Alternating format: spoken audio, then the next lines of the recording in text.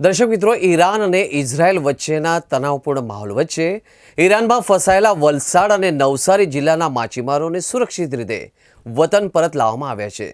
આ કામગીરી વલસાડ ડાંગના સાંસદ ધવલ પટેલના સક્રિય પ્રયાસો અને કેન્દ્ર રાજ્ય સરકારના સંકલનથી સફળ થયું છે. રોજગારી માટે ઈરાન ગયેલા માછીમારો અચાનક સર્જાયેલી સંકટજનક પરિસ્થિતિના કારણે ત્યાં ફસાઈ ગયા હતા.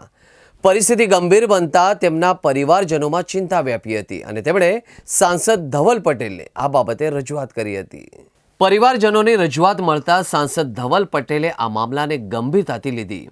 તેમણે કેન્દ્ર સરકારના ઉચ્ચ સ્તરે સતત સંપર્ક સાધીને રાજદ્વારી માધ્યમથી માછીમારોને પરત લાવવાની પ્રક્રિયા ઝડપી બનાવી હતી.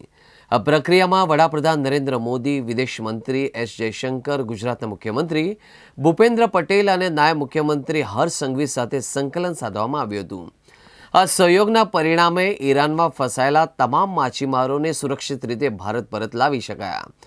માછીમારો સુરક્ષિત રીતે ઘરે પરત ફરતા તેમના પરિવારોમાં રાહત અને આનંદનો માહોલ જોવા મળ્યો હતો. મુશ્કેલ સમયમાં સરકાર અને સાંસદે આપેલા સહકાર બદલ પરિવારજનોએ આભાર વ્યક્ત કર્યો હતો.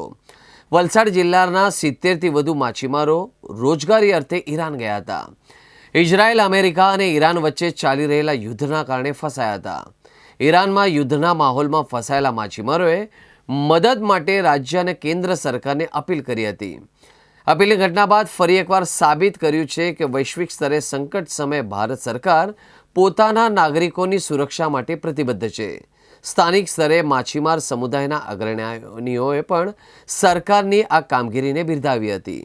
40 દિવસ સમય રોકાયા હતા. પછી અમને એમબીસીવાળાએ એ લોકોએ અમને જાણ કરી કે તમે જવાના હોય તો ત્યાંથી અલ્માનિયાથી જવાય છે. એ લોકો કીધું તો તે લોકો અમને બસની સુવિધા આપી, પછી રહેવાની સુવિધા આપી, ખાવાની સુવિધા આપી.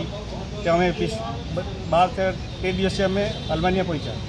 પછી અલ્માનિયામાં બી અમને હોટલનો ખર્ચો આપ્યો, હોટલ રહેવા માટે આપી, ખાવાનું આપ્યું, બધું આપ્યું અમને. પછી ત્યાંથી અમને પ્લેનમાં ચેન્નઈ મોકલાય. ચેન્નઈથી અમે બસમાં વલસાડ આવ્યા છે. ત્યાં અમને ત્યાંથી બી ખાવાની સુવિધા માટે પૈસા બી આપી દીધા એ લોકો ઘર સરકાર. અર્મેનિયાની વિઝા નક્કી કરી, અર્મેનિયા બોર્ડર પાર કરી 1 અઠવાડિયું અર્મેનિયા રાખી. હોટલમાં અમને રાખ્યા. પછી અમારી શનિવારે ફ્લાઇટ થયું. એમાં 350 જેવા માણસો અમે ચેન્નઈ માટે લેન્ડિંગ થયા હતા. ચેન્નઈમાં રેલ મંત્રી પિયુષભાઈ એ બધા અમારું સ્વાગત કર્યું. પૂરા ચેન્નઈ મંત્રીઓ લોકોએ બી ગુજરાતના સભ્યોને બી સ્વાગત કર્યું અને એને 2 બસ લક્ઝરી બસ રોકી ચેન્નઈથી વલસાડ માટે રવાના કરી હતી. હા,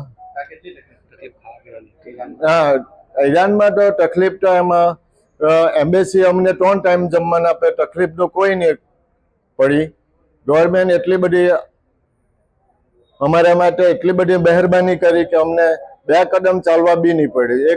એક હોટલમાંથી બીજી હોટલમાં શિફ્ટ થાય તો લક્ઝરી તૈયાર. અને હોટલમાં બી એવી સુવિધા હતી કે એક રૂમમાં શિફ્ટ 3 માણસ 3 બેડ અને 3 ટાઈમ જમવાનું. અમે આપણે ભારત સરકારનો પૂરા દિલથી સેલ્યુટ કરીએ. અમે જે અહીંયા આજે વલસાડમાં ઊભા છે એ ભારત સરકારની પૂરી મહેરબાની છે. આવી રીતે ભારત સરકાર વિદેશ જતા ને અવારનવાર તકલીફમાં આવે તો ભારત સરકાર મદદ કરે. એ માટે મેં ભારત સરકારને જય હિન્દ બોલો, ભારત સરકાર. અમારે જે આ લોકલ જે માછીમારો જે ઈરાનમાં ધંધાર્થે ગયા હતા એ અત્યારે જે હાલમાં ઈરાન અને ઇઝરાયલ યુએસ વચ્ચે જે યુદ્ધ થઈ રહ્યું છે એ યુદ્ધની પરિસ્થિતિમાં ત્યાં એ લોકો છેલ્લા તારીખ 28થી જે યુદ્ધ થયું છે ત્યારથી ફસેલા હતા. અને એની જે અમારા સ્થાનિક એમની જે ફેમિલીના મેમ્બરો છે એમના મારફત અમને સૂચના મળી કે ભાઈ અમારા માણસો ત્યાં ફસેલા છે. તો અમારી રજૂઆત એમણે રજૂઆત કરી. એ રજૂઆતને ધ્યાનમાં લઈને અમે લોકો અમારા જે સ્થાનિક લેવલના સાંસદ છે, નવસારીના CR પાટીલ સાહેબ છે, વલસાડના આપણા ધવલભાઈ પટેલ છે, એમને અમે રજૂઆતો કરી અને અમારી રજૂઆતોને ધ્યાનમાં લઈ ને એમણે સાંસદશ્રીએ અમારા ગુજરાત લેવલે અમારા મુખ્યમંત્રી ભૂપેન્દ્રભાઈ પટેલ અને ગૃહમંત્રી શ્રી હર્ષ સંઘવી સાહેબનો સંકલન કરી ને ભારત સરકારમાં એમને ત્યાં અમારે વાતોને પહોંચાડી અને ભારત સરકારમાં સ્પેશિયલી મોદી સાહેબ અને આપણા વિદેશ મંત્રી જે જયશંકર સાહેબ છે એમણે સતત પ્રયત્નોના કારણે અમારા જે માછીમારો ત્યાં ઈરાનમાં ફસેલા હતા જે એક ખૂબ જ ગંભીર પરિસ્થિતિમાં આવી ગયા હતા અને એમનું ફેમિલી અહીંયા ખૂબ જ ચિંતામાં હતું કે અમારા માણસો જે ધંધાર્થે ગયા છે એ પાછા આવશે કે કેમ એવી ચિંતામાં હતા. એને કારણે આપણા જે મોદી સાહેબે જે ભારત સરકાર સંકલન કરીને ત્યાં જે અમારા ઈરાનમાં ફસેલા જે માછીમારો છે 72 માછીમારો હતા